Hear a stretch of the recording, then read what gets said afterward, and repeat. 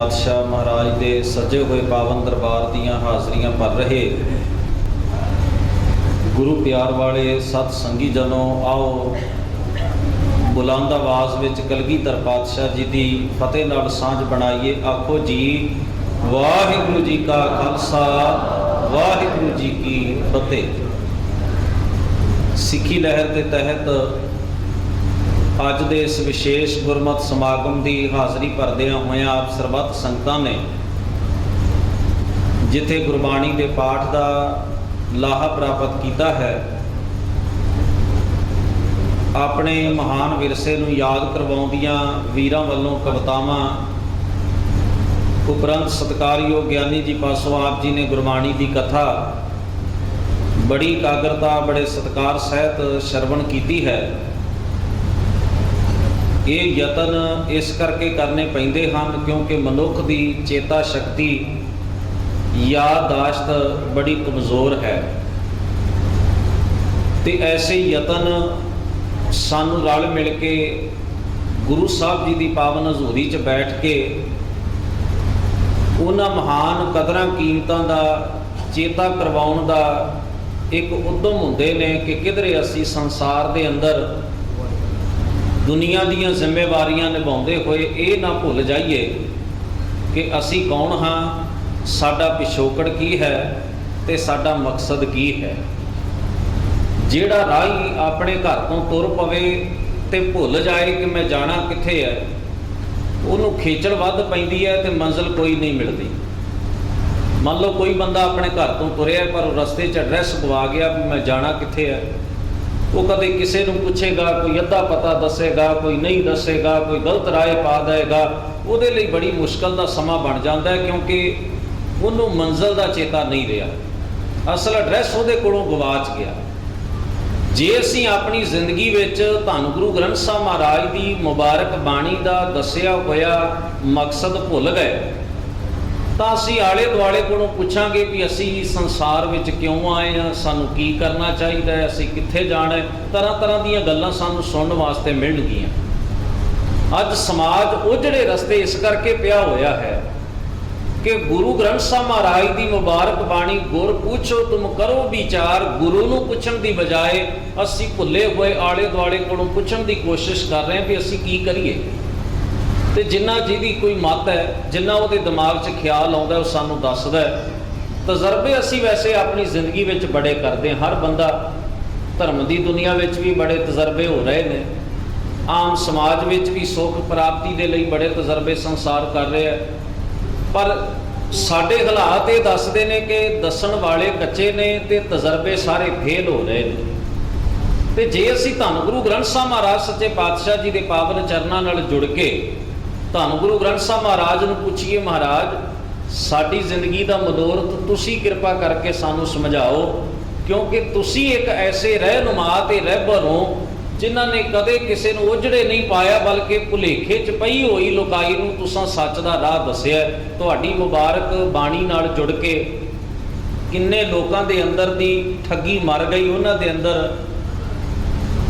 भगती वाला सुभाव पैदा हो गया। किन्ने चोरां ने चोरी तो तौबा कर ली, किन्ने विकारियां ने अपने विकार खंड दिते। वैसे मैं एक बेनती करया करदा हाँ, धन गुरु ग्रंथ साहब महाराज की बाणी गुरबाणी सिख लई एक ऐसी माँ है जिहड़ी कदे अपाहज बच्चा पैदा नहीं करती। संसार में घटना वापर जाती है, कोई औरत जदों गर्भ धारण करती है डॉक्टरी लहजे तो दवाइयां दे वध घट होण नाल, कोई खून की कमी नाल जां कुछ ऐसे कारण कुदरती बन जाते हैं। कई बार बच्चा अपंग जां अपाहज पैदा हो जाता है, असीं कहते हैं कुदरत की गल है, कुदरत दे वस है। माँ की कुख तो बच्चा अपाहज पैदा हो सकता है, पर धन गुरु ग्रंथ साहब महाराज सिख वास्ते माँ हैं। गुरुदेव माता, गुरुदेव पिता, गुरुदेव स्वामी परमेश्वर। इतिहास कहंदा कूक के कहंदा ये गल कि गुरबाणी की कुख तो जिस दे अंदर भी सिक्खी ने जन्म लिया ना, उन्होंने गुरमत ने अपाहज नहीं रहन दिता। जां तां गुरबाणी ने सेवादार पैदा किए ने, गुरबाणी ने भगती भाव वाले जी पैदा किए ने, गुरबाणी ने महान सूरमे पैदा किए ने, ਧੰਨ ਗੁਰੂ ਗ੍ਰੰਥ ਸਾਹਿਬ ਮਹਾਰਾਜ ਦੀ ਮੁਬਾਰਕ ਬਾਣੀ ਦੀ ਕੁੱਖ ਤੋਂ ਸੁਰਤੀ ਕਰਕੇ ਜਨਮ ਲੈਣ ਵਾਲੇ ਕਿਸੇ ਵੀ ਗੱਲੋਂ ਘੱਟ ਨਹੀਂ ਸਨ। ਉਹਨਾਂ ਨੇ ਦੁਨੀਆ ਦੇ ਅੰਦਰ ਇੱਕ ਐਸੀ ਮਹਾਨ ਵਿਰਾਸਤ ਨੂੰ, ਇੱਕ ਐਸੇ ਮਹਾਨ ਇਤਿਹਾਸ ਨੂੰ ਸਿਰਜਿਆ ਹੈ ਕਿ ਸੰਸਾਰ ਆਸ਼ਾਸ਼ ਕਰ ਉੱਠਿਆ। ਇਹ ਪਛਾਣ ਦਿੱਤੀ ਸਾਨੂੰ ਧੰਨ ਗੁਰੂ ਗ੍ਰੰਥ ਸਾਹਿਬ ਦੀ ਬਾਣੀ ਨੇ ਰੁਲਦਿਆਂ ਹੋਇਆਂ ਨੇ। ਰਸੂਲ ਹਮਜ਼ਾ ਤੋਪ ਦੀ ਇੱਕ ਕਿਤਾਬ ਹੈ ਮੇਰਾ ਦਾਗਿਸਤਾਨ, ਉਹਦੇ ਵਿੱਚ ਉਹਨੇ ਬੜੀ ਕੀਮਤੀ ਗੱਲ ਲਿਖੀ। ਉਹ ਕਹਿੰਦੇ ਜਦੋਂ ਅਸੀਂ ਆਪਣੇ ਘਰ ਤੋਂ ਕਿਧਰੇ ਬਾਹਰ ਜਾਂਦੇ ਹਾਂ ਨਾ, ਸਾਨੂੰ ਕੋਈ ਰਸਤੇ ਵਿੱਚ ਪੁੱਛ ਲਵੇ ਵੀ ਤੁਸੀਂ ਕੌਣ ਹੋ, ਆਪਣੀ ਪਛਾਣ ਦੱਸੋ, ਤੇ ਅਸੀਂ ਜ਼ਬਾਨੀ ਕਲਾਮੀ ਦੱਸਦੇ ਵੀ ਮੇਰਾ ਆਹ ਨਾਂ ਹੈ, ਆਹ ਮੇਰੇ ਪਿਤਾ ਦਾ ਨਾਂ ਹੈ, ਮੈਂ ਫਲਾਣੇ ਪਿੰਡ ਦਾ ਰਹਿਣ ਵਾਲਾ, ਫਲਾਣਾ ਮੇਰਾ ਜ਼ਿਲ੍ਹਾ ਹੈ, ਫਲਾਣੀ ਮੇਰੀ ਸਟੇਟ ਹੈ, ਫਲਾਣਾ ਮੇਰਾ ਦੇਸ਼ ਹੈ। ਤੇ ਕਈ ਵਾਰ ਐਸੇ ਸਮੇਂ ਬਣਦੇ ਨੇ ਸਾਡੀ ਜ਼ਬਾਨ ਦੀ ਗੱਲ ਤੇ ਕੋਈ ਭਰੋਸਾ ਨਹੀਂ ਕਰਦਾ ਵੀ ਵਾਕਈ ਤੁਸੀਂ ਉਹ। ਇਸ ਕਰਕੇ ਸਾਨੂੰ ਆਪਣਾ ਆਈ ਕਾਰਡ, ਆਇਡੈਂਟੀਟੀ ਕਾਰਡ ਵਿਖਾਉਣਾ ਪੈਂਦਾ ਵੀ ਆਹ ਵੇਖੋ ਸਾਡੇ ਕੋਲ ਪ੍ਰੂਫ ਹੈ, ਕਾਗਜ਼ ਪੱਤਰ ਪੂਰੇ ਨੇ। ਜਾਂ ਸਾਨੂੰ ਆਪਣਾ ਸ਼ਨਾਖਤੀ ਕਾਰਡ ਵਿਖਾਉਣਾ ਪੈਂਦਾ ਹੈ। ਵਿਦੇਸ਼ਾਂ 'ਚ ਜਾਣਾ ਹੋਵੇ ਤਾਂ ਸਾਨੂੰ ਆਪਣਾ ਪਾਸਪੋਰਟ ਵਿਖਾਉਣਾ ਪੈਂਦਾ ਵੀ ਵੇਖੋ ਬਈ ਜੋ ਅਸੀਂ ਕਹਿ ਰਹੇ ਹਾਂ ਬਿਲਕੁਲ ਸੱਚ ਹੈ, ਮੇਰੇ ਕੋਲ ਪ੍ਰੂਫ ਹੈ। ਸਾਨੂੰ ਆਪਣੀ ਪਛਾਣ ਦੇ ਪ੍ਰੂਫ ਦੱਸਣੇ ਪੈਂਦੇ ਨੇ ਵੀ ਆਹ ਹਾਂ ਅਸੀਂ ਕੋਈ ਝੂਠ ਨਹੀਂ ਬੋਲ ਰਹੇ। ਉਸਨੇ ਬੜੀ ਪਿਆਰੀ ਗੱਲ ਲਿਖੀ, ਕਹਿਣ ਲੱਗਾ ਜਦੋਂ ਕੋਈ ਕੌਮਾਂ ਦੀ ਪਛਾਣ ਪੁੱਛਦਾ ਹੈ ਨਾ ਵੀ ਵਾਕਿਆ ਤੁਹਾਡੀ ਕੌਮ ਦੀ ਪਛਾਣ ਕੀ ਹੈ, ਤਾਂ ਸਾਨੂੰ ਆਪਣੀ ਕੌਮ ਦੇ ਸਿਆਣੇ ਵਿਦਵਾਨ ਆਇਡੈਂਟੀਟੀ ਕਾਰਡ ਵਜੋਂ ਪੇਸ਼ ਕਰਨੇ ਪੈਂਦੇ ਨੇ ਵੀ ਆਹ ਸਾਡੀ ਪਛਾਣ ਹੈ। ਸਾਨੂੰ ਆਪਣੀ ਕੌਮ ਦੇ ਸੇਵਾਦਾਰਾਂ ਦੇ ਨਾਂ ਦੱਸਣੇ ਪੈਂਦੇ ਨੇ ਵੀ ਇਹਨਾਂ ਮਹਾਨ ਲੋਕਾਂ ਦਾ ਤੁਸੀਂ ਨਾਂ ਸੁਣਿਆ, ਅਸੀਂ ਇਸ ਕੌਮ ਨਾਲ ਸੰਬੰਧ ਰੱਖਦੇ ਹਾਂ। ਦੂਸਰੇ ਦੇ ਮਨ ਵਿੱਚ ਯਕੀਨ ਵੱਜ ਜਾਂਦਾ ਹੈ ਵੀ ਵਾਕਿਆ ਹੀ ਇਹ ਆਦਮੀ ਇਸ ਕੌਮ ਨਾਲ ਸੰਬੰਧ ਰੱਖਦਾ ਜਿਸ ਵਿੱਚ ਇਹਨੇ ਬਹਾਦਰ ਜਰਨੈਲ ਹੋਏ, ਜਿਸ ਵਿੱਚ ਇਹਨੇ ਸੇਵਾਦਾਰ ਪੈਦਾ ਹੋਏ, ਜਿਸ ਵਿੱਚ ਇਹਨੇ ਸਕਾਲਰ ਪੈਦਾ ਹੋਏ, ਇਹਨੇ ਸਮਾਜ ਸੇਵੀ ਪੈਦਾ ਹੋਏ, ਇਹਨੇ ਰੱਬ ਦੇ ਪਿਆਰੇ ਪੈਦਾ ਹੋਏ। ਇਹ ਪਛਾਣ ਬਣ ਗਈ ਕੌਮ ਦੀ, ਤੇ ਸਾਡਾ ਵੀ ਮਾਣ ਵੱਧ ਗਿਆ ਉਹਨਾਂ ਦੀ ਕਮਾਈ ਦਾ ਕਰਕੇ। ਸਿੱਧਾ ਨੇ ਧੰਨ ਗੁਰੂ ਨਾਨਕ ਸਾਹਿਬ ਜੀ ਦੇ ਪਰਥਾਏ ਇੱਕ ਗੱਲ ਕਹੀ ਜਿਸ ਨੂੰ ਭਾਈ ਗੁਰਦਾਸ ਜੀ ਨੇ ਆਪਣੀ ਕਲਮ ਰਾਹੀਂ ਲਿਖਿਆ ਹੈ। ਭਾਈ ਗੁਰਦਾਸ ਜੀ ਲਿਖਦੇ ਨੇ ਜਿਸ ਵੇਲੇ ਸਿੱਧਾ ਨੇ ਧੰਨ ਗੁਰੂ ਨਾਨਕ ਸਾਹਿਬ ਜੀ ਦੇ ਨਾਲ ਕਈ ਕਿਸਮ ਦੀ ਵਾਰਤਾਲਾਪ ਕੀਤੀ ਤੇ ਅਖੀਰ ਉੱਤੇ ਉਹਨਾਂ ਨੇ ਗੁਰੂ ਨਾਨਕ ਸਾਹਿਬ ਸੱਚੇ ਪਾਤਸ਼ਾਹ ਜੀ ਦੇ ਬਾਰੇ ਜੋ ਤੱਤ ਕੱਢਿਆ ਉਹ ਇਹ ਸੀ, ਸਿੱਧ ਬੋਲਣ ਸ਼ੁਭ ਬਚਨ ਧੰਨ ਨਾਨਕ ਤੇਰੀ ਵੱਡੀ ਕਮਾਈ। ਹੁਣ ਪਿਤਾ ਕਮਾਈ ਕਰਦਾ ਤਾਂ ਉਹਦੀ ਕੋਸ਼ਿਸ਼ ਹੁੰਦੀ ਹੈ ਵੀ ਮੈਂ ਜਿੰਨੀ ਕਮਾਈ ਕਰਾਂ ਮੇਰੀ ਕਮਾਈ ਨਾਲ ਮੇਰੀ ਅਗਲੀ ਪੀੜ੍ਹੀ ਜਿਹੜੀ ਹੈ ਉਹਨੂੰ ਸਾਰੀਆਂ ਸਹੂਲਤਾਂ ਮਿਲ ਸਕਣ, ਮੇਰੇ ਘਰ ਵਿੱਚ ਹਰ ਸਹੂਲਤ ਹੋਵੇ, ਮੇਰੇ ਬੱਚੇ ਪੜ੍ਹ ਲਿਖ ਸਕਣ, ਚੰਗਾ ਜੀਵਨ ਜੀ ਸਕਣ, ਪੈਰਾਂ ਸਿਰ ਖਲੋ ਸਕਣ। ਅਸੀਂ ਕਮਾਈ ਕਰਦੇ ਹੀ ਇਸ ਕਰਕੇ ਆ ਨਾ ਵੀ ਸਾਡੇ ਘਰ ਵਿੱਚ ਖੁਸ਼ਹਾਲੀ ਰਵੇ, ਸਾਨੂੰ ਕਿਸੇ ਕੋਲੋਂ ਮੰਗਣਾ ਨਾ ਪਵੇ, ਅਸੀਂ ਆਪਣੀ ਧਰਮ ਕਿਰਤ ਨਾਲ, ਆਪਣੀ ਮਿਹਨਤ ਨਾਲ ਆਪਣੀਆਂ ਤੇ ਆਪਣੇ ਪਰਿਵਾਰ ਦੀਆਂ ਲੋੜਾਂ ਪੂਰੀਆਂ ਕਰ ਸਕੀਏ, ਸਾਨੂੰ ਕਿਸੇ ਦੇ ਗੁਲਾਮ ਨਾ ਹੋਣਾ ਪਵੇ। ਖਾਣ ਵਾਸਤੇ, ਪਹਿਨਣ ਵਾਸਤੇ, ਨਹਾਉਣ ਵਾਸਤੇ ਸਾਨੂੰ ਕਿਸੇ ਦੇ ਹੱਥਾਂ ਵੱਲ, ਕਿਸੇ ਦੇ ਮੂੰਹ ਵੱਲ ਨਾ ਵੇਖਣਾ ਪਵੇ, ਅਸੀਂ ਆਪਣੇ ਪੈਰਾਂ ਤੇ ਖਲੋ ਕੇ ਜੀ ਸਕੀਏ ਮਾਣ ਨਾਲ ਸੰਸਾਰ ਦੇ ਅੰਦਰ। ਗੁਰੂ ਨਾਨਕ ਸਾਹਿਬ ਜੀ ਦੀ ਵੀ ਇਹ ਸੋਚ ਹੈ। ਉਹਨਾਂ ਨੇ ਜੋ ਕਮਾਈ ਕੀਤੀ ਆਪਣੇ ਜੀਵਨ ਦੇ ਅੰਦਰ, ਉਹ ਕਮਾਈ ਉਹਨਾਂ ਨੇ ਸਿੱਖ ਦੀ ਝੋਲੀ ਵਿੱਚ ਪਾਈ ਹੈ। ਸਾਡੀਆਂ ਜਨਮ ਸਾਖੀਆਂ ਵਿੱਚ ਇੱਕ ਬੜੀ ਕੀਮਤੀ ਗੱਲ ਹੈ। ਲਿਖਦੇ ਨੇ ਜਦੋਂ ਧੰਨ ਗੁਰੂ ਨਾਨਕ ਮਹਾਰਾਜ ਨੇ ਗੁਰੂ ਅੰਗਦ ਸਾਹਿਬ ਜੀ ਨੂੰ, ਭਾਈ ਲਹਿਣਾ ਜੀ ਨੂੰ ਗੁਰਤਾ ਗੱਦੀ ਬਖਸ਼ਿਸ਼ ਕੀਤੀ ਤਾਂ ਉੱਥੇ ਇੱਕ ਸ਼ਬਦ ਲਿਖਿਆ, ਤਿਤ ਮਹਿਲ ਜੋ ਸ਼ਬਦ ਹੋਆ। ਜਿਹੜੀ ਬਾਣੀ ਗੁਰੂ ਨਾਨਕ ਸਾਹਿਬ ਜੀ ਦੀ ਆਪਣੀ ਹੈ, ਜਿਹੜੀ ਬਾਣੀ ਉਹਨਾਂ ਨੇ ਭਗਤ ਸਾਹਿਬਾਨਾਂ ਮਹਾਨ ਪੁਰਖਾਂ ਦੀ ਇਕੱਤਰ ਕੀਤੀ ਹੈ, ਤਿਤ ਮਹਿਲ ਜੋ ਸ਼ਬਦ ਹੋਆ ਸੋ ਪੋਥੀ ਗੁਰੂ ਅੰਗਦ ਜੋਗ ਮਿਲੀ। ਉਹ ਬਾਣੀ ਦੀ ਪੋਥੀ ਜਿਹੜੀ ਸੀ, ਖਜ਼ਾਨਾ ਜਿਹੜਾ ਸੀ, ਗੁਰੂ ਅੰਗਦ ਸਾਹਿਬ ਜੀ ਦੀ ਝੋਲੀ ਦੇ ਵਿੱਚ ਪਾ ਦਿੱਤਾ। ਆਹ ਮੇਰੀ ਦੌਲਤ ਹੈ, ਆਹ ਮੇਰੀ ਕਮਾਈ ਹੈ, ਇਸ ਨੂੰ ਖਰਚਣਾ, ਇਸ ਨੂੰ ਵਰਤਣਾ। ਔਰ ਗੁਰੂ ਅਰਜਨ ਸਾਹਿਬ ਮਹਾਰਾਜ ਨੇ ਬੜੀ ਸਪਸ਼ਟ ਗੱਲ ਗੁਰਬਾਣੀ ਵਿੱਚ ਸੰਕੇਤਕ ਤੌਰ ਤੇ ਕਹਿ ਦਿੱਤੀ ਕਿ ਇਹ ਮੇਰੇ ਪਿਓ ਦਾਦੇ ਦਾ ਖਜ਼ਾਨਾ ਹੈ ਤੇ ਮੇਰੇ ਗੁਰੂ ਦਾ ਇਹ ਹੁਕਮ ਹੈ, ਮੇਰੇ ਵਡੇਰਿਆਂ ਦਾ, ਪੁਰਖਿਆਂ ਦਾ ਇਹ ਹੁਕਮ ਹੈ ਵੀ ਇਸ ਨੂੰ ਰਲ ਮਿਲ ਕੇ ਤੁਸੀਂ ਖਾਣਾ ਹੈ, ਰਲ ਮਿਲ ਕੇ ਤੁਸੀਂ ਖਰਚਣਾ ਹੈ। ਇਹਦੇ 'ਚ ਕਦੇ ਇਸ ਖਜ਼ਾਨੇ 'ਚ ਤੋਟ ਨਹੀਂ ਆਵੇਗੀ। ਜੇ ਤੁਸੀਂ ਰਲ ਮਿਲ ਕੇ ਇਸ ਨੂੰ ਖਾਂਦੇ ਖਰਚਦੇ ਰਹੋਗੇ, ਤੁਹਾਨੂੰ ਕਿਸੇ ਦੇ ਹੱਥਾਂ ਵੱਲ ਵੇਖਣ ਦੀ ਲੋੜ ਨਹੀਂ। ਪਰ ਜੇ ਅੱਜ ਅਸੀਂ ਆਪਣੇ ਆਪ, ਆਪਣੇ ਜੀਵਨ ਵੱਲ, ਆਪਣੇ ਆਲੇ ਦੁਆਲੇ ਵੱਲ ਝਾਤ ਮਾਰੀਏ ਤਾਂ ਇਸ ਗੱਲ ਦੇ ਉੱਤੇ ਸਾਨੂੰ ਬੇਹੱਦ ਅਫਸੋਸ ਹੁੰਦਾ ਹੈ ਵੀ ਇਹਨਾਂ ਮਹਾਨ ਖਜ਼ਾਨਾ ਹੁੰਦੇ ਹੋਇਆ ਵੀ ਸਾਨੂੰ ਦੂਸਰਿਆਂ ਦੇ ਹੱਥਾਂ ਵੱਲ ਵੇਖਣ ਦੀ ਲੋੜ ਪੈ ਰਹੀ ਹੈ। ਜਦੋਂ ਸੰਸਾਰ ਦਾ ਕੋਈ ਬੰਦਾ ਇਹਨਾਂ ਚੀਜ਼ਾਂ ਦੇ ਪਿੱਛੇ ਲੱਗੇ ਤੇ ਗੱਲ ਹੋਰ ਅਸੀਂ ਕਹਿ ਸਕਦੇ ਹਾਂ ਵੀ ਮੰਦਭਾਗਾ ਹੈ ਵਿਚਾਰਿਆਂ ਨੂੰ ਪਤਾ ਨਹੀਂ ਗੁਰੂ ਗ੍ਰੰਥ ਸਾਹਿਬ ਬਾਰੇ। ਕਾਸ਼ ਇਹਦੇ ਕੋਲ ਗੁਰੂ ਗ੍ਰੰਥ ਸਾਹਿਬ ਮਹਾਰਾਜ ਵਰਗੀ ਦੌਲਤ ਹੁੰਦੀ। ਪਰ ਗੁਰੂ ਗ੍ਰੰਥ ਸਾਹਿਬ ਦਾ ਸਿੱਖ ਖਵਾਉਣ ਵਾਲਾ ਜਦੋਂ ਕਿਸੇ ਕਬਰ ਤੋਂ ਸੁੱਖ ਲੱਭਦਾ ਹੈ, ਕਿਸੇ ਦੇ ਗੋਡੀ ਪੈਰੀ ਪੈ ਕੇ ਆਤਮਕ ਆਨੰਦ ਚਾਹੁੰਦਾ ਹੈ, ਕਿਤੇ ਉਹ ਖੁਸ਼ਹਾਲੀ ਲੱਭਦਾ ਹੈ ਮੜੀਆਂ ਜਠੇਰਿਆਂ ਦੇ ਉੱਤੇ ਜਾ ਕੇ, ਤਾਂ ਹੈਰਾਨੀ ਹੁੰਦੀ ਹੈ। ਸੱਪਾਂ ਦੀ ਪੂਜਾ ਕਰਨ ਵਾਲਾ ਆਤਮਕ ਸੁੱਖ ਚਾਹੁੰਦਾ ਹੈ ਤਾਂ ਉੱਥੋਂ ਉਦੋਂ ਪਤਾ ਲੱਗਦਾ ਵੀ ਖਜ਼ਾਨਾ ਤੇ ਹੈ ਪਰ ਇਸ ਨੂੰ ਵਰਤਿਆ ਕਦੇ ਨਹੀਂ ਗਿਆ, ਉਸ ਦੀ ਸਾਰ ਨਹੀਂ ਜਾਣੀ। ਉਸ ਖਜ਼ਾਨੇ ਦੇ ਪ੍ਰਤੀ ਇਹ ਬੰਦਾ ਸੁਚੇਤ ਨਹੀਂ। ਪਿਓ ਦਾਦੇ ਨੇ, ਵੱਡਿਆਂ ਵਡੇਰਿਆਂ ਨੇ ਇੰਨੀ ਦੌਲਤ ਕਮਾ ਕੇ ਰੱਖੀ ਹੈ, ਇਹ ਫਿਰ ਵੀ ਗੁਆਂਢੀਆਂ ਦੇ ਅੱਗੇ ਹੱਥ ਅੱਡਦਾ ਹੈ, ਕਦੇ ਰਾਹੀ ਦੇ ਅੱਗੇ ਹੱਥ ਅੱਡਦਾ ਹੈ, ਕਦੇ ਝੋਲੀ ਅੱਡਦਾ ਹੈ। ਇਹ ਵਿਚਾਰਾ ਭਿਖਾਰੀ ਬਣ ਗਿਆ।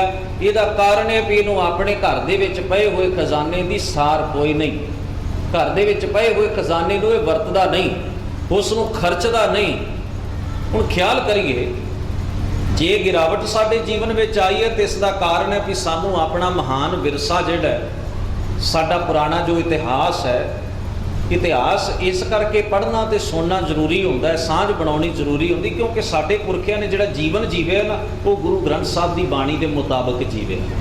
ਤੇ ਇਤਿਹਾਸ ਨੂੰ ਪੜ੍ਹ ਕੇ ਸਾਨੂੰ ਪਤਾ ਲੱਗਣਾ ਹੈ ਵੀ ਗੁਰਬਾਣੀ ਨੂੰ ਅਸੀਂ ਆਪਣੇ ਜੀਵਨ ਵਿੱਚ ਕਿਵੇਂ ਕਮਾ ਸਕਦੇ ਹਾਂ, ਕਿਵੇਂ ਹੰਢਾ ਸਕਦੇ ਹਾਂ, ਕਿਵੇਂ ਜੀ ਸਕਦੇ ਹਾਂ। ਸਾਡੇ ਪੁਰਾਣੇ ਪੁਰਖਿਆਂ ਨੇ ਕਿਵੇਂ ਗੁਰਬਾਣੀ ਨੂੰ ਜੀਵਨ ਵਿੱਚ ਹੰਢਾਇਆ, ਅਸੀਂ ਕਿਵੇਂ ਹੰਢਾ ਸਕਦੇ। ਸਾਡੇ ਸਾਹਮਣੇ ਪੂਰੇ ਦਾ ਪੂਰਾ ਇਤਿਹਾਸ ਦਾ ਜਿਹੜਾ ਰਿਜ਼ਲਟ ਹੈ ਵੀ ਗੁਰਬਾਣੀ ਨੂੰ ਕਮਾਉਣ ਵਾਲਿਆਂ ਦੇ ਜੀਵਨ 'ਚ ਆ ਕੁਝ ਸੱਚ ਤੱਤ ਆਉਂਦਾ ਹੈ, ਇਹੋ ਜਿਹਾ ਉਹਨਾਂ ਦਾ ਜੀਵਨ ਬਣ ਜਾਂਦਾ ਹੈ। ਸਾਡੇ ਲਈ ਕਮਾਉਣਾ ਸੌਖਾ ਹੋ ਗਿਆ। ਸ਼ੇਖ ਫਰੀਦ ਸਾਹਿਬ ਜੀ ਨੇ ਆਪਣੇ ਇੱਕ ਸ਼ਬਦ ਵਿੱਚ ਬੜੀ ਕੀਮਤੀ ਬਾਤ ਸਾਡੀ ਝੋਲੀ ਦੇ ਵਿੱਚ ਪਾਈ ਹੈ। ਸ਼ੇਖ ਫਰੀਦ ਸਾਹਿਬ ਕਹਿਣ ਲੱਗੇ, ਕਹਿੰਦੇ ਕੋਈ ਨੌਜਵਾਨ ਪੱਤਣ ਦੇ ਉੱਤੇ, ਦਰਿਆ ਦੇ ਕੰਢੇ ਦੇ ਉੱਤੇ ਖਲੋਤੇ ਸਨ ਤੇ ਉਹਨਾਂ ਨੇ ਤਰ ਕੇ ਹੌਲੀ ਹੌਲੀ ਇੱਕ ਇੱਕ ਕਰਕੇ ਉਹਨਾਂ ਨੇ ਤਰਨਾ ਤੇ ਤਰ ਕੇ ਪਾਰ ਲੰਘਣਾ ਸ਼ੁਰੂ ਕੀਤਾ। ਇੱਕ ਉਹ ਬੰਦਾ ਵੀ ਸੀ ਜਿਹਨੂੰ ਤਰਨਾ ਤੇ ਆਉਂਦਾ ਪਰ ਘਬਰਾਹਟ ਬੜੀ ਹੁੰਦੀ ਸੀ, ਉਹ ਵੀ ਉਸ ਕੰਢੇ ਦੇ ਉੱਤੇ ਖੜਾ ਹੈ। ਉਹ ਬੜੇ ਚਿਰ ਦਾ ਖੜਾ ਸੀ, ਉਹ ਸੋਚ ਰਿਹਾ ਮੈਂ ਕਿਵੇਂ ਲੰਘਾਂ, ਕਿਧਰੇ ਮੈਂ ਡੋਬੀ ਨਾ ਜਾਵਾਂ, ਮੈਂ ਕਿਵੇਂ ਇਕੱਲਾ ਤਰਾਂਗਾ, ਜੇ ਮੈਂ ਕਿਧਰੇ ਡੁੱਬ ਗਿਆ ਮੈਨੂੰ ਬਚਾਏਗਾ ਕੌਣ। ਕਈ ਸੋਚਾਂ ਮਨ ਵਿੱਚ ਆਉਂਦੀਆਂ ਨੇ। ਡਰਦਾ ਹੋਇਆ ਘਬਰਾਹਟ ਵਿੱਚ ਉਹ ਕੰਢੇ ਤੇ ਖੜਾ ਹੈ। ਉੱਥੇ ਸ਼ਹਿਰ ਸ਼ਬੀਲੇ ਨੌਜਵਾਨ ਆਏ, ਉਹਨਾਂ ਨੇ ਵਾਰੀ ਵਾਰੀ ਆਲਾ ਦੁਆਲਾ ਵੇਖਿਆ ਵੀ ਇੱਥੇ ਕੋਈ ਬੇੜੀ ਨਹੀਂ, ਕੋਈ ਪਾਰ ਹੋਣ ਦਾ ਸਾਧਨ ਨਹੀਂ। ਉਹਨਾਂ ਨੇ ਆਪ ਛਾਲਾਂ ਮਾਰੀਆਂ ਤੇ ਹੌਲੀ ਹੌਲੀ ਤਰ ਕੇ ਪਾਰ ਲੰਘਣ ਲੱਗ ਪਏ। ਉਹ ਜਿਹੜਾ ਘਬਰਾਹਟ ਦੇ ਵਿੱਚ ਕਮਜ਼ੋਰ ਦਿਲ ਵਾਲਾ ਬੰਦਾ ਉੱਥੇ ਖੜਾ ਸੀ ਨਾ, ਉਹਦੇ ਮਨ ਨੇ ਵੀ ਧੀਰਜ ਪੜਿਆ ਵੀ ਕਮਾਲ ਹੈ, ਮੇਰੇ ਸਾਹਮਣੇ 10 ਨੌਜਵਾਨ ਆਏ, ਵਾਰੀ ਵਾਰੀ ਉਹ ਛਾਲਾਂ ਮਾਰ ਰਹੇ ਨੇ ਤੇ ਪਾਰ ਲੰਘ ਰਹੇ ਨੇ, ਮੈਂ ਵੀ ਕੋਸ਼ਿਸ਼ ਕਰਦਾ ਆਪਾਂ ਵੀ ਲੰਘ ਜਾਵਾਂ। ਉਹ ਵੀ ਲੰਘ ਗਿਆ। ਘਬਰਾਹਟ ਸੀ ਮਨ ਵਿੱਚ, ਝਿਜਕ ਸੀ ਮਨ ਵਿੱਚ, ਪਰ ਉਹ ਜਿਹੜੇ 10 ਆਦਮੀ ਪਹਿਲਾਂ ਤਰ ਕੇ ਲੰਘ ਰਹੇ ਸਨ, ਵਾਰੀ ਵਾਰੀ ਉਹਨਾਂ ਵੱਲ ਵੇਖ ਕੇ ਅੰਦਰ ਦੀ ਝਿਜਕ ਦੂਰ ਹੋ ਗਈ, ਘਬਰਾਹਟ ਵੀ ਅੰਦਰੋਂ ਨਿਕਲ ਗਈ। ਕਈ ਵਾਰ ਇਸ ਤਰ੍ਹਾਂ ਹੁੰਦਾ ਹੈ ਨਾ, ਆਪਾਂ ਕੋਈ ਸੇਵਾ ਕਰਨੀ ਹੋਵੇ ਤਾਂ ਅਸੀਂ ਸੋਚਦੇ ਹਾਂ ਵੀ ਮੈਂ ਇਕੱਲਾ ਕਿਵੇਂ ਕਰਾਂ, ਕਿਵੇਂ ਸ਼ੁਰੂ ਕਰਾਂ। ਜੇ ਆਪਣਾ ਗੁਆਂਢੀ ਕਰ ਰਿਹਾ ਹੋਵੇ ਤੇ ਆਪਾਂ ਝੱਟ ਜਾ ਕੇ ਉਸ ਸੇਵਾ ਨੂੰ ਲੱਗ ਜਾਂਦੇ, ਝਿਜਕ ਅੰਦਰ ਨਹੀਂ ਰਹਿ ਜਾਂਦੀ, ਸੁਭਾਵਿਕ ਜੀ ਬਾਤ ਹੈ। ਹੁਣ ਖਿਆਲ ਕਰਿਓ, ਸ਼ੇਖ ਫਰੀਦ ਸਾਹਿਬ ਕਹਿਣ ਲੱਗੇ, ਸ਼ੈਲ ਲੰਘੰਦੇ ਪਾਰ ਗੋਰੀ ਮਨ ਧੀਰਿਆ। ਕਮਜ਼ੋਰ ਹਿਰਦੇ ਵਾਲੇ ਦਾ ਦਿਲ ਵੀ ਧੀਰਜ ਫੜ ਗਿਆ ਦੂਸਰਿਆਂ ਨੂੰ ਤਰਦਿਆਂ ਵੇਖ ਕੇ। ਇਸ ਕਰਕੇ ਇਤਿਹਾਸ ਦੀ ਲੋੜ ਹੁੰਦੀ ਹੈ। ਸਾਡੇ ਅੰਦਰ ਦੀ ਝਿਜਕ, ਸਾਡੀ ਘਬਰਾਹਟ, ਸਾਡੀਆਂ ਕਮਜ਼ੋਰੀਆਂ, ਸਾਡੇ ਬੰਧਨ ਸਾਨੂੰ ਇਸ ਪਾਸੇ ਤੁਰਨ ਨਹੀਂ ਦਿੰਦੇ। ਪਰ ਜਦੋਂ ਅਸੀਂ ਆਪਣੇ ਪੁਰਖਿਆਂ ਦੇ ਇਤਿਹਾਸ ਵੱਲ ਝਾਤ ਮਾਰਦੇ ਹਾਂ, ਸਾਡੇ ਮਨ ਅੰਦਰ ਉਤਸ਼ਾਹ ਪੈਦਾ ਹੁੰਦਾ ਹੈ ਵੀ ਜੇ ਐਸੇ ਲੋਕ ਜਿਨ੍ਹਾਂ ਦਾ ਜੀਵਨ ਬੜਾ ਨਿਕੰਮਾ ਸੀ, ਗੁਰੂ ਦੇ ਸ਼ਬਦ ਨੇ ਉਹਨਾਂ ਦੇ ਜੀਵਨ ਨੂੰ ਇੰਨਾ ਕੀਮਤੀ ਬਣਾ ਦਿੱਤਾ, ਉਹ ਅੱਜ ਸੰਸਾਰ 'ਚ ਸਲਾਹੇ ਜਾਂਦੇ ਨੇ, ਮਨਾ ਤੂੰ ਵੀ ਕੋਈ ਨਾ ਕੋਈ ਉਦਮ ਕਰ ਸਕਦਾ ਹੈ, ਤੂੰ ਵੀ ਕੋਈ ਨਾ ਕੋਈ ਯਤਨ ਕਰਕੇ ਵੇਖ। ਪਰ ਕਮਾਲ ਦੀ ਬਾਤ ਇਹ ਹੈ, ਮੈਂ ਪਹਿਲੇ ਵੀ ਦੀਵਾਨਾਂ ਵਿੱਚ ਬੇਨਤੀ ਕੀਤੀ ਸੀ, ਜਿਵੇਂ ਗਿਆਨੀ ਜੀ ਵੀ ਜ਼ਿਕਰ ਕਰ ਗਏ ਨੇ, ਕੁਝ ਨਾਮ ਵੀ ਉਹਨਾਂ ਨੇ ਸਾਡੇ ਬਜ਼ੁਰਗਾਂ ਦੇ ਇਸ ਸਟੇਜ ਉਤੋਂ ਆਪਣੇ ਨਾਲ ਸਾਂਝੇ ਕੀਤੇ ਨੇ, ਮਹਾਨ ਸੂਰਬੀਰਾਂ ਦੇ, ਮਹਾਨ ਸ਼ਹੀਦਾਂ ਦੇ। ਪਰ ਅੱਜ ਸਾਡੇ ਵਾਸਤੇ ਦੁੱਖ ਦੀ ਗੱਲ ਇਹ ਹੈ ਕਿ ਨਾ ਅਸੀਂ ਆਪਣੇ ਵਿਦਵਾਨਾਂ ਦੀ ਕਦਰ ਕਰਦੇ ਹਾਂ, ਨਾ ਆਪਣੇ ਸ਼ਹੀਦਾਂ ਦੀ ਸਹੀ ਮਾਨੀਆਂ 'ਚ ਕਦਰ ਕਰਦੇ ਹਾਂ। ਅਸੀਂ ਸਮਝਦੇ ਹਾਂ ਪ੍ਰਸ਼ਾਦੇ ਪਕਾਏ, ਦੂਜਿਆਂ ਨੂੰ ਛਕਾਏ, ਆਪ ਛਕੇ, ਲਓ ਜੀ ਸ਼ਹੀਦੋ ਅਸੀਂ ਤੁਹਾਨੂੰ ਯਾਦ ਕਰਦੇ ਹਾਂ। ਕਿ ਉਹਨਾਂ ਨੂੰ ਕੇਵਲ ਆਪਣੇ ਮੇਲੇ ਲਵਾਉਣ ਦੀ ਖਿਮਾ ਕਰਨਾ। ਮੈਂ ਇੱਕ ਬੇਨਤੀ ਕਰਾਂ, ਉਹ ਇਸ ਕਰਕੇ ਸ਼ਹੀਦ ਨਹੀਂ ਹੋਏ ਵੀ ਸਾਡੇ ਮਗਰੋਂ ਮੇਲੇ ਲੱਗਣ, ਮੇਲਿਆਂ ਵਾਸਤੇ ਸ਼ਹੀਦ ਨਹੀਂ ਹੋਏ। ਉਹਨਾਂ ਦਾ ਮਕਸਦ ਕੋਈ ਹੋਰ ਸੀ। ਉਹਨਾਂ ਦਾ ਇਹ ਸੀ ਵੀ ਜਦੋਂ ਵੀ ਸਾਡੀ ਕੌਮ ਦੇ, ਸਾਡੀਆਂ ਅਗਲੀਆਂ ਪੀੜ੍ਹੀਆਂ, ਸਾਡੇ ਅਗਲੇ ਲੋਕ ਰਲ ਮਿਲ ਕੇ ਬੈਠਣਗੇ, ਜਦੋਂ ਉਹ ਸਾਡੇ ਜੀਵਨ ਦੀ ਕਮਾਈ ਵੱਲ ਝਾਤ ਪਾਇਆ ਕਰਨਗੇ ਤੇ ਬੁਰੇ ਪਾਸੇ ਤੁਰਨ ਤੋਂ ਸੰਕੋਚ ਕਰ ਲੈਣਗੇ। ਉਹਨਾਂ ਦੇ ਅੰਦਰ ਇਹ ਭਾਵਨਾ ਹੋਵੇਗੀ, ਉਹਨਾਂ ਨੂੰ ਫਖਰ ਹੋਵੇਗਾ ਕਿ ਅਸੀਂ ਉਹਨਾਂ ਵਾਸਤੇ ਕੁਝ ਐਸਾ ਵਿਰਸਾ ਛੱਡ ਕੇ ਗਏ ਹਾਂ। ਅਸੀਂ ਮੜੀਆਂ ਵੀ ਪੂਜੀ ਜਾਂਦੇ ਹਾਂ, ਸ਼ਹੀਦਾਂ ਦੇ ਦਿਨ ਵੀ। ਪਹਿਲੀ ਤਾਂ ਗੱਲ ਹੈ, ਹੁਣ ਇਹ ਵੀ ਗੱਲ ਸਾਡੇ ਦਿਲੋਂ ਦਿਮਾਗ 'ਚੋਂ ਖਤਮ ਹੋ ਰਹੀ ਹੈ ਕਿ ਆਪਣੇ ਸ਼ਹੀਦਾਂ ਨੂੰ ਯਾਦ ਕਰਨਾ। ਅਸੀਂ ਉਂਗਲਾਂ ਤੇ ਗੜੀਆਂ ਨੇ ਵੀ ਕਦੋਂ ਕਿਹਦੀ ਬਰਸੀ ਆ ਰਹੀ ਹੈ, ਪਰ ਕਿੰਨਿਆਂ ਨੂੰ ਸਾਨੂੰ ਯਾਦ ਹੈ ਭਾਈ ਤਾਰੂ ਸਿੰਘ ਦਾ ਸ਼ਹੀਦੀ ਦਿਹਾੜਾ ਕਿਹੜੇ ਮਹੀਨੇ 'ਚ ਆਉਂਦਾ ਹੈ, ਭਾਈ ਤਾਰਾ ਸਿੰਘ ਵਾਂ ਦਾ ਸ਼ਹੀਦੀ ਦਿਹਾੜਾ ਕਿਹੜੇ ਮਹੀਨੇ 'ਚ ਆਉਂਦਾ ਹੈ। ਬੱਬਰ ਅਕਾਲੀਆਂ ਨੂੰ ਅੱਜ ਤੱਕ ਸਰਕਾਰ ਨੇ ਮਾਣ ਨਹੀਂ ਦਿੱਤਾ, ਭਾਰਤ ਦੀ ਨੇ, ਤੇ ਸਿੱਖਾਂ ਨੇ ਕਿਹੜਾ ਉਹਨਾਂ ਨੂੰ ਅੱਜ ਤੱਕ ਚੇਚੇ ਤੌਰ ਉੱਤੇ ਯਾਦ ਕੀਤਾ। ਅਸੀਂ ਦੂਸਰਿਆਂ ਨੂੰ ਤਾਂ ਬੜੀ ਛੇਤੀ ਗੱਲ ਪੈਂਦੇ ਆ, ਦੂਸਰੇ ਵੇਖੋ ਜੀ ਸਾਡੇ ਸ਼ਹੀਦਾਂ ਨੂੰ ਮਾਣ ਨਹੀਂ ਦਿੰਦੇ। ਹੁਣ ਸਿੱਖ ਇਹ ਸੋਚਦਾ ਵੀ ਮੇਰੇ ਸ਼ਹੀਦਾਂ ਨੂੰ ਮਾਣ ਵੀ ਦੂਸਰੇ ਹੀ ਦੇਣ।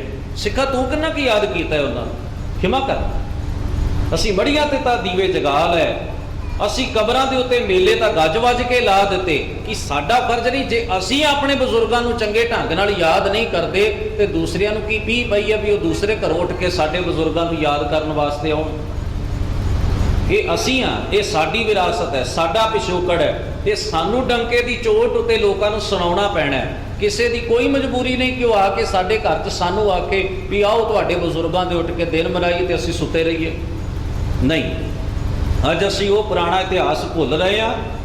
ਜਿਹੜੇ ਇਤਿਹਾਸ ਨੇ ਲੋਕਾਂ ਦੇ ਗਲੋਂ ਗੁਲਾਮੀ ਦੇ ਤੌਂਕ ਲਾਏ ਨੇ।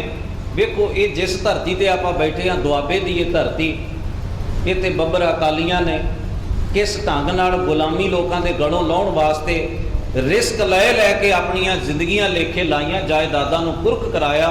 ਪਰ ਅੱਜ ਅਸੀਂ ਕੇਵਲ ਇੰਨਾ ਕੰਮ ਹੀ ਕਰਦੇ ਹਾਂ, ਇੱਕ ਮੜੀ ਦੇ ਉੱਤੇ ਨਿਸ਼ਾਨ ਸਾਹਿਬ ਚੜ੍ਹਾ ਕੇ ਖੀਰ ਚੜ੍ਹਾਏ ਸਾਲ ਬਾਅਦ, ਤੇ ਬਹੁਤੀ ਗੱਲ ਵੱਡਾ ਮਾਰ ਕਾਏ ਮਾਰ ਲਿਆ। ਗੁਰੂ ਗ੍ਰੰਥ ਸਾਹਿਬ ਦਾ ਸਰੂਪ ਵੀ ਮੜੀ ਤੇ ਲੈ ਕੇ ਅਖੰਡ ਪਾਠ ਕਰਾ ਆਏ। ਅਸੀਂ ਇੰਨੇ ਜੋਗੇ ਰਹਿ ਗਏ। ਜੁੜੇ ਅਸੀਂ ਫਿਰ ਵੀ ਮੜੀਆਂ ਤੇ ਕਬਰਾਂ ਨਾਲ ਹੋਏ ਆ। ਫਰਕ ਇੰਨਾ ਵੀ ਹੁਣ ਅਸੀਂ ਥੋੜੇ ਜਿਹੇ ਚਾਤਰ ਹੋ ਗਏ, ਅਸੀਂ ਥੋੜੀ ਜਿਹੀ ਚਲਾਕੀ ਕਰਨ ਲੱਗ ਪਏ। ਅਸੀਂ ਨਿਸ਼ਾਨ ਸਾਹਿਬ ਮੜੀ ਦੇ ਉੱਤੇ ਚੜਾ ਲਿਆ ਵੀ ਲਓ ਆਪਾਂ ਇਹ ਵੀ ਲੋਕਾਂ ਦਾ ਮੱਥਾ ਡੰਮ ਦਿੱਤਾ ਹੈ। ਜੇ ਕੋਈ ਆਖੇਗਾ ਤੁਸੀਂ ਮੜੀਆਂ ਨੂੰ ਮੱਥੇ ਟੇਕਦੇ ਹੋ, ਆਪਾਂ ਆਖਾਂਗੇ ਨਹੀਂ, ਵੇਖੋ ਨਿਸ਼ਾਨ ਸਾਹਿਬ ਵੀ ਤੇ ਚੜਿਆ ਹੀ ਹੋਇਆ ਹੈ।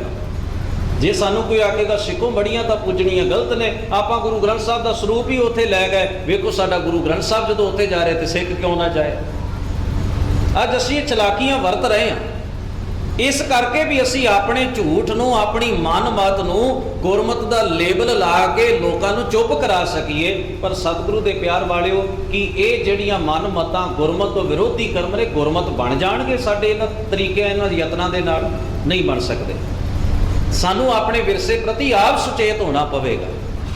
ਕਿਸੇ ਨੇ ਸਾਡੇ ਵਾਸਤੇ ਖੂਨ ਵਹਾਇਆ, ਕਿਸੇ ਨੇ ਆਪਣਾ ਸਾਰਾ ਜੀਵਨ ਲਾ ਕੇ ਸਾਨੂੰ ਫਲਸਫਿਆਂ ਦੀ, ਵਿਦਵਤਾ ਦੀ ਖੋਜ ਕਰਕੇ ਸਾਡੀ ਝੋਲੀ ਵਿੱਚ ਪਾਈ ਹੈ। ਉਹਨਾਂ ਦੀ ਅਸਲ ਕਦਰ ਤਾਂ ਹੀ ਪੈ ਸਕਦੀ ਹੈ ਜੇ ਅਸੀਂ ਉਹਨਾਂ ਦੀਆਂ ਲਿਖਤਾਂ ਨੂੰ ਪੜ੍ਹੀਏ, ਸਵੀਕਾਰ ਕਰੀਏ। ਜੇ ਅਸੀਂ ਥੋੜ੍ਹਾ ਬਹੁਤ ਆਪਣੇ ਉਹਨਾਂ ਮਹਾਨ ਪੁਰਾਤਨ ਬਜ਼ੁਰਗਾਂ ਦੀਆਂ ਬਾਤਾਂ ਆਪਸ ਵਿੱਚ ਸਾਂਝੀਆਂ ਕਰਨ ਦਾ ਯਤਨ ਕਰੀਏ। ਅੱਜ ਕਿਤੇ ਦੁੱਖ ਦਾ, ਸੁੱਖ ਦਾ ਕਿਤੇ ਮਾਹੌਲ ਹੁੰਦਾ ਹੈ ਜਿੱਥੇ ਚਾਰ ਸਰੀਰ ਜੁੜਦੇ ਨੇ। ਦੇਖਣਾ ਕਦੇ ਗੱਲਾਂ ਸੁਣ ਕੇ ਇੱਕ ਬੀਬੀ ਦੂਸਰੇ ਨੂੰ ਦੱਸੇਗੀ, ਨਹੀਂ ਭੈਣਾ ਤੇਰੀ ਅਜੇ ਤੱਕ ਗੋਡਿਆਂ ਦੀ ਪੀੜ ਨਹੀਂ ਹਟੀ, ਫਲਾਨੀ ਜਗ੍ਹਾ ਤੇ ਬੜੀ ਕਿਰਪਾ ਹੈ, ਉਥੋਂ ਤਾਂ ਸਵਾਹ ਦੀਆਂ ਪੁੜੀਆਂ ਹੀ ਲੋਕਾਂ ਦਾ ਰੋਗ ਦੂਰ ਕਰ ਦਿੰਦੀਆਂ ਨੇ। ਅੱਜ ਅਸੀਂ ਜਾਂ ਤਾਂ ਸਵਾਹ ਤੇ ਭੁੱਕੀ ਦੇਣ ਵਾਲਿਆਂ ਦੇ ਚੇਲੇ ਹੋ ਗਏ ਆ, ਉਹਨਾਂ ਦੇ ਏਜੰਟ ਬਣ ਕੇ ਪ੍ਰਚਾਰ ਕਰ ਰਹੇ ਆ। ਕੋਈ ਬਹੁਤ ਘੱਟ ਕੋਈ ਗੁਰੂ ਦਾ ਪਿਆਰ ਵਾਲਾ ਜਿਹੜਾ ਚਾਰ ਸਰੀਰ ਜੁੜਨ ਤੇ ਆ ਕੇ ਵੀ ਆਓ ਬਾਣੀ ਨਾਲ ਜੁੜਿਆ ਕਰੋ, ਗੁਰਦੁਆਰੇ ਜਾਇਆ ਕਰੋ, ਪਾਠ ਕਰਿਆ ਕਰੋ, ਤੁਸੀਂ ਬਾਣੀ ਨੂੰ ਵਿਚਾਰਿਆ ਕਰੋ, ਇਤਿਹਾਸ ਪੜ੍ਹ। ਅੱਜ ਇਹ ਗੱਲਾਂ ਸਾਡੇ ਦਿਮਾਗ ਚੋਂ ਨਿਕਲ ਗਈਆਂ ਨੇ। ਅਸੀਂ ਸਾਰੇ ਚਾਹੁੰਦੇ ਹਾਂ ਸਾਡੇ ਬੱਚੇ ਸਿੱਖ ਬਣ ਜਾਣ। ਸਾਰੇ ਲੋਕ ਚਾਹੁੰਦੇ ਨੇ ਸਾਡੇ ਬੱਚੇ ਸਿੱਖ ਬਣ। ਇੱਕ ਮਾਈ ਆਉਂਦੀ ਹੈ, ਉਹ ਆਪਣੇ ਨੌਜਵਾਨ ਪੁੱਤਰ ਨੂੰ ਲੈ ਕੇ ਜਾਂ ਪੋਤਰੇ ਨੂੰ ਲੈ ਕੇ ਭਾਈ ਸਾਹਿਬ ਗ੍ਰੰਥੀ ਸਿੰਘ ਨੂੰ ਆਖਦੀ, ਭਾਈ ਸਾਹਿਬ ਅਰਦਾਸ ਕਰੋ, ਬੜਾ ਚੰਦਰਾ ਨਸ਼ਾ ਇਹਨੇ ਆਪਣੇ ਸਰੀਰ ਨੂੰ ਲਾ ਲਿਆ। ਇਹ ਸਮੈਕ ਪੀਂਦਾ ਹੈ, ਇਹ ਭੁੱਕੀ ਪੀਂਦਾ ਹੈ, ਕਈ ਤਰ੍ਹਾਂ ਦੇ ਨਸ਼ੇ ਕਰਦਾ ਹੈ।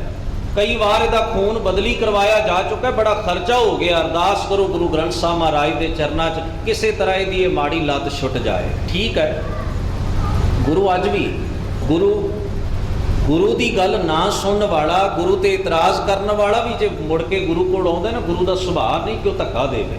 ਗੁਰੂ ਦਾ ਸੁਭਾਅ ਹੈ ਜੋ ਸ਼ਰਨ ਆਵੇ ਤਿਸ ਕੰਠ ਲਾ। ਗੁਰੂ ਫਿਰ ਵੀ ਉਜਲੀ ਮਾਤੀ ਦੇ ਰਿਹਾ। पर एक ख्याल रखना, बहुत पछड़ के आए। अज जदों डॉक्टरां ने जवाब दिता है, अज कोई मड़ियां कबरां वाला कोई साथ देने वाला नहीं। अज गुरु ग्रंथ साहब महाराज दे कोल आए, अरदास करो। माता जी ये अरदास 2 साल पहलां करवाउणी सी, 2 साल पहलां इहनूं लेके आउणा सी, बड़े देर हो गई है, बहुत देर कर लई। जे कितने 2 साल तुसीं पहलां आउंदे, भाई साहब नूं कहिंदे अरदास करो, इस बच्चे नूं गुरु ग्रंथ साहब की ताबिया बिठाइए, ये कोलों गुरु ग्रंथ साहब के सरूप तो तुसीं 5 पौड़ियां जपजी साहब दियां पढ़ाओ, ये कोलों इहनूं हुक्मनामा लैण की जाच दसो। हो सकता है अज तुहानूं ये पछोतावे वास्ते अरदास ना करनी पैंदी, हो सकता है अज इस समा साडे जीवन च ना आउंदा। असीं गुरु ग्रंथ साहब कोल तां आउंदे आ, पर जिवें मच्छी पत्थर चट के टकरा के मुड़दी है पत्थर नाल, उदों मुड़दे आ, क्योंकि साडी जिंदगी में धन गुरु ग्रंथ साहब महाराज सच्चे पातशाह का जिहड़ा स्थान है वो अज दूजे तीजे दर्जे वाला बन गया है। जदों कि सिख के जीवन में गुरु ग्रंथ साहब का स्थान सर्वोच्च है, पहला दर्जा है गुरु ग्रंथ साहब का। सिख ने गुरु की गल सुननी है, बाकी गल्लां वाल अमल नहीं करना। भगत रविदास जी ने अपने शब्द में आख्या, कहन लगे वो सुहागण औरत है जिहड़ी अपने घर नूं सवार के रखती है, अपने पति नाल प्रेम संबंध बना के रखती है, जिहड़ी अपने परिवार नूं इकत्तर करके रखती है। पर जिहड़ी औरत गुआंढियां दी गल ते कान ज़्यादा धरे ते अपने घर वाले दी जां अपने परिवार दी सस सहुरे दी गल नूं अणसुणिया कर देवे, उहदा घर कदे बचिया नहीं रह सकदा, कुछ फुट पै जाएगी। उस घर दे विच कलेश चिड़चिड़ापन, क्योंकि सारी सलाह गुआंढियां दी सुन रहे, आपस में कोई सलाह ही नहीं। घर में सियाणा बजुर्ग बैठा है, उन्होंने नहीं पूछा जा रहा, गुआढ़ी नूं पूछा जा रहा, उस घर का दसो माहौल किवें दा होवेगा। शेख फरीद साहब जी ने ताइयों गल आखी, कहण लगे जिन्हां नाओ सुहागणी तिन्हां झाक ना होर, उन्हां नूं खिमा करना। असी सरीरक तौर पर समाजिक तौर पर किन्ना भी चंगा जी रहे होइए, पर शेख फरीद साहब का इशारा है आत्मक तौर पर असी भी विचारी हो चुके हैं, आत्मक तौर पर असी पार संग कर रहे हैं, आत्मक मानसिक तौर के उत्ते असी बड़ी ऐसिया थावां खोज लईआं ने जिन्होंने असी अपना खसम बना लिया। पर धन गुरु ग्रंथ साहब जी ने एक गल डंके की चोट न लाकी, खसम छोड़ दूजा लगे डुबे से बन जा रहा। जे सिख नूं गुरु साहब ने यह मर्यादा दी भी उन्हें सरीरक रूप में समाजिक तौर पर पर इस्त्री पर पुरुष का संग नहीं करना, ये मर्यादा है ना जी, कुरैत, ये कर्म करना कुरैत है। तो सिख नूं जे गुरु जिहड़ा आत्मक जीवन दे रहे ना, आत्मक मानसिक तौर पर भी गुरु नालों संबंध तोड़ के किसी होर नाल जुड़ना, यह आत्मक भी विचार है, ये मानसिक भी विचार है। खिमा करना, असी तो आत्मक मानसिक तौर पर वेशवावां नालों भी बदतर हो गए। 3500 बाबा साडी सुरत में वसिया पिया, किसी के घर जाण का मौका बनिया सी, उत्थे देखिया भाई साहब जी ने जिन्ने कमरे सन उस घर के सारे कमरियां च वखरे वखरे बाबे सन। वो भी महसूस करते होणगे भी इन्ने बाबे इकट्ठे किवें रखीए। हर कमरे दे विच किधरे देवी देवतियां की फोटो लगी है, किधरे किसी राधा स्वामियां दे बाबियां की फोटो लगी, किधरे बालक नाथ की फोटो लगी है, किसी गुठे गुरु नानक साहब की फोटो भी लगी है कि गुरु नानक साहब तुसीं नाराज़ ना होयो भी मेरे सिखां दा कार है फोटोआं दूजियां दियां रखियां, लाओ आपां तुहाडा भी गुस्सा ठंडा कीता। अज सिख नूं अपने गुरु उत्ते ईमान ते भरोसा घट है, आले दुआले मूँह मारन वाली बिरती साडे अंदर जिहड़ी आ गई, इहने साडे अंदर निगार पैदा कर दिता है। यही वजह है भी असीं धन गुरु ग्रंथ साहब महाराज की बाणी तो सेध लैण की बजाय आले दुआले कोलों पुछां पुछा रहे हैं, सुखना सुख रहे हैं, कोई हाथ विखा रहा है, टेवे लवा रहा है, कोई धागे मंत्र लै रहा है। ये सारे कर्म असी इस करके कर रहे हैं क्योंकि सानू इस गल की सार कदर नहीं कि साडे कोल किन्नी कीमती दौलत ते विरासत है। यतन करिए अपने इस खजाने नू खोलिए, अपने इस खजाने नू थोड़ा जिहा खोल के देखिए। गुरु ने आख्या खजाना होवे, गल केवल दावा करने नाल नहीं बननी। उत्थे उन्हां शब्द वरते प्यो दादे का खोल डिठा खजाना, खोलना पवेगा, इसनों वेखना पवेगा, इसनों तां मेरा मन भया निधाना। रतन लाल जाका कशु न मोड़, भरे भंडार अखूट अतोल, खावें खर्चें रल मिल भाई तोट ना आवे वध दो जाई। गुरु साहब कृपा रहमत करन असी उन्हां महान बजुर्गों दी जो सानू कीमती कदरां कीमतां दित्तियां ने, ਉਹਨਾਂ ਦੇ ਨਾਲ ਉਹਨਾਂ ਦੀ ਵਰਤਣਾ ਅਸੀਂ ਕਰ ਸਕੀਏ, ਬਾਣੀ ਦੇ ਮਹਾਨ ਖਜ਼ਾਨੇ ਤੋਂ ਅਸੀਂ ਅਗਵਾਈ ਲੈ ਸਕੀਏ, ਸਾਡੇ ਜੀਵਨ ਦੇ ਭਰਮ ਘਟ ਜਾਣ, ਸਾਡੀ ਜ਼ਿੰਦਗੀ ਦੀ ਅਗਿਆਨਤਾ ਮੁੱਕ ਜਾਏ, ਸਮਾਜਿਕ ਬੰਧਨਾਂ ਤੋਂ ਅਸੀਂ ਮੁਕਤ ਹੋ ਜਾਈਏ, ਔਰ ਜਿਹੜੀ ਗੁਰੂ ਸਾਹਿਬ ਜੀ ਨੇ ਸਚਿਆਰੇ ਜੀਵਨ ਦੀ ਸਾਨੂੰ ਰੌਸ਼ਨੀ ਬਖਸ਼ਿਸ਼ ਕੀਤੀ ਉਸ ਨੂੰ ਅਸੀਂ ਆਪਣੇ ਜੀਵਨ 'ਚ ਹੰਢਾ ਸਕੀਏ।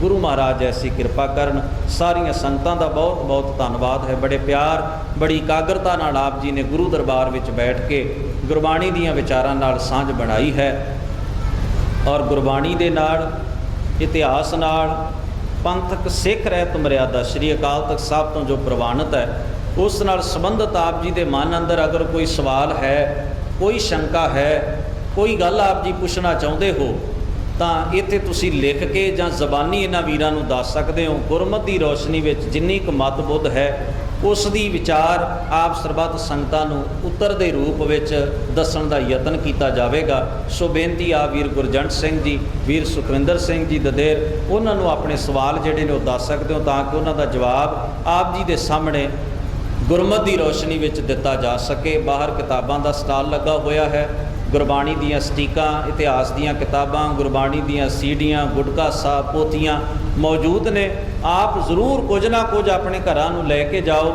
ਜਿੱਥੇ ਚੀਜ਼ਾਂ ਸਾਡੇ ਘਰਾਂ ਦਾ ਸ਼ਿੰਗਾਰ ਬਣ ਗਈਆਂ, ਪੜ੍ਹਿਆ ਸੁਣਿਆ, ਬਾਣੀ ਨਾਲ ਸਾਂਝ ਬਣਾਇਆ, ਇਤਿਹਾਸ ਨਾਲ ਸਾਂਝ ਬਣਾਇਆ, ਇਹ ਚੀਜ਼ਾਂ ਸਾਡੀ ਜ਼ਿੰਦਗੀ ਦਾ ਸ਼ਿੰਗਾਰ ਵੀ ਬਣ ਗਈਆਂ। ਇਹ ਐਸੀਆਂ ਚੀਜ਼ਾਂ ਨੇ ਜਿਹੜੀਆਂ ਕਈ ਪੀੜ੍ਹੀਆਂ ਤੱਕ ਰੋਸ਼ਨੀ ਵੰਡਦੀਆਂ ਨੇ। ਇੱਕ ਕਿਤਾਬ ਹੈ ਨਾ, ਕਈ ਪੀੜ੍ਹੀਆਂ ਤੱਕ ਰੋਸ਼ਨੀ ਦਿੰਦੀ ਹੈ, ਔਰ ਇਹ ਚੀਜ਼ਾਂ ਨਾਲ ਅੱਜ ਸਾਨੂੰ ਸਾਂਝ ਬਣਾਉਣ ਦੀ ਪੜ੍ਹਿਆ ਲਿਖਿਆ ਯੁੱਗ ਹੈ। ਹਰ ਆਦਮੀ, ਹਰ ਵਿਅਕਤੀ, ਹਰ ਮਨੁੱਖ ਆਪਣੀ ਭਾਸ਼ਾ ਪੜ੍ਹ ਸਕਦਾ ਹੈ। ਇਸ ਕਰਕੇ ਕੋਸ਼ਿਸ਼ ਕਰੀਏ ਕੁਝ ਨਾ ਕੁਝ ਉੱਥੋਂ ਜ਼ਰੂਰ ਲੈ ਕੇ ਜਾਈਏ। ਅੱਜ ਦੇ ਇਹਨਾਂ ਸਮਾਗਮਾਂ ਦਾ ਜਿਹੜਾ ਹੈ ਲਾਈਵ ਸਿੱਖੀ ਲਹਿਰ ਰੇਡੀਓ ਤੇ ਇੰਟਰਨੈਟ ਦੇ ਰਾਹੀਂ ਵੀ ਜਗ੍ਹਾ ਜਗ੍ਹਾ ਦੇ ਉੱਤੇ ਬੈਠੀਆਂ ਹੋਈਆਂ ਸੰਗਤਾਂ ਜਿਹੜੀਆਂ ਨੇ ਸੁਣ ਰਹੀਆਂ ਨੇ। ਵੇਖੋ ਜਿੰਨਾ ਸਾਂਝ ਬਣਾਉਣੀ, ਜਿਵੇਂ ਆਪ ਆਪਣੇ ਕੰਮਾਂ ਕਾਰਾਂ ਨੂੰ ਛੱਡ ਕੇ ਆ ਗਏ ਹੋ, ਕਈ ਐਸੇ ਮਾਈ ਭਾਈ ਹਨ ਜਿਹੜੇ ਘਰ ਦੇ ਵਿੱਚ ਕਿਰਤਕਾਰ ਕਰਦਿਆਂ ਹੋਇਆਂ ਵੀ ਆਪਣੇ ਘਰ ਦੇ ਵਿੱਚ ਇਹਨਾਂ ਪ੍ਰੋਗਰਾਮਾਂ ਨੂੰ ਸੁਣ ਰਹੇ ਨੇ। ਕੋਈ ਗੁਰਬਾਣੀ ਦੀ ਟੇਪ ਲਾ ਕੇ ਸੁਣ ਰਿਹਾ ਹੈ। ਇਹ ਅੱਜ ਦੇ ਇਹ ਸਾਧਨ ਜਿਹੜੇ ਸਾਨੂੰ ਬਖਸ਼ੇ ਹੋਏ ਨੇ ਕੁਦਰਤ ਨੇ, ਇਹਨਾਂ ਦਾ ਵੱਧ ਤੋਂ ਵੱਧ ਲਾਭ ਲੈ ਕੇ ਸਾਡੀ ਕੌਮ ਨੂੰ ਤਰੱਕੀ ਕਰਨੀ ਚਾਹੀਦੀ ਹੈ। ਸੋ ਬਹੁਤ ਧੰਨਵਾਦ ਹੈ। ਮੈਂ ਬੇਨਤੀ ਕਰਾਂਗਾ ਵੀਰ ਗੁਰਜੰਟ ਸਿੰਘ ਜੀ ਆਪ ਜੀ ਦੇ ਨਾਲ ਵਿਚਾਰਾਂ ਦੀ ਸਾਂਝ ਬਣਾਉਣਗੇ। ਗੱਜ ਕੇ ਫਤਿਹ ਬੁਲਾਓ। ਵਾਹਿਗੁਰੂ ਜੀ ਕਾ ਖਾਲਸਾ, ਵਾਹਿਗੁਰੂ ਜੀ ਕੀ ਫਤਿਹ।